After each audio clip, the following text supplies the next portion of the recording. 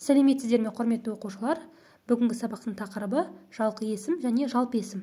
Жалқы есімдерді жалпы есімдерден ажырата аламын. Бұл біздің бүгінгі сабағымыздың мақсаты.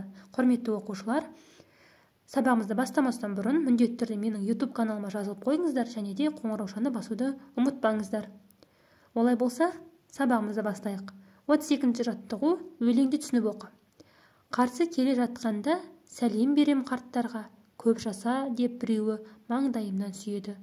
Бабаларға бол лайық дейді бірі қол жайып, өстіп күнде баталам, кездескен әр атадан. Өлең не туралы? Өлең үлкен кісіден бата алу жайында, я? Батаны кімдер береді? Батаны үлкен, жасы келген қарт кісілер, үлкен аталар береді.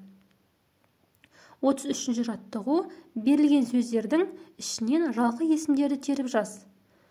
Бұның сөздердің ішінде жалқы есімдер: Қаратау, Мағжан, Тараз, Қазақстан, Тобыл деген сөздер берілген.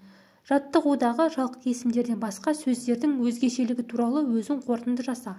Жалқы есімдерден басқа бұл жерде ақсақал, немере, қала, ақын, ата деген сөздер берілген. Бұлар бұл сөздер жалпылама мағынада берілген, яғни қала болса, ол нақты қандай қала екені айтылмаған, тек қана жалпылама мағынада қала деп қана берілген. Сондай-ақ немере деп берілген. Бұл жерде нақты кімнің немере екені белгісіз, тек қана жалпылама түрде немере деп берілген. Яғни бұлардың өзгешелігі сонда, бұлар жалпылама мағынада келіп тұр. Жалқы есімдерден басқа зат есімдерді жалпы есімдер деп атайды. Жалпы есімдер кіші әріптен басталып жазылады. Мысалы, ауыл, әже, құс, көше. 34-ші жаттығуға назар аударайық. Мақалды жатқа жаз.